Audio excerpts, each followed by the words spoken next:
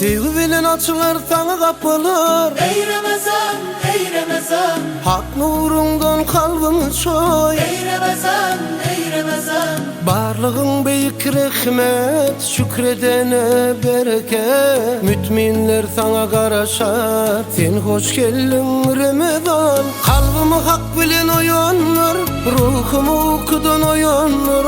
Gönlüme cenneti dağıttır, sen hoş geldin Ramazan. Ramazan, Ramazan, Ramazan, sen hoş geldin Ramazan, Ramazan, Ramazan, Ramazan, sen hoş geldin Ramazan.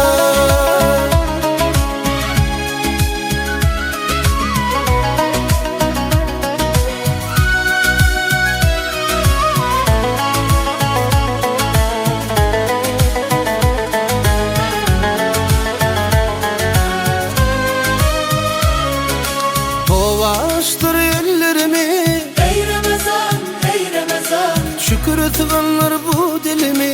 ey Ramazan, ey Ramazan. Erdada kadir Mevlam, ayırma beni yolumdan. Yol ver ködiyen Kur'an'dan, sen hoş geldin Ramazan. Kalbimi hak bilen uyanır, ruhumu okudan uyanır. Gönlüme cenneti dağıttır, sen hoş geldin Ramazan. Ramazan, Ramazan, Ramazan, sen hoş geldin Ramazan. Ramazan, Ramazan, Ramazan, sen hoş geldin Ramazan.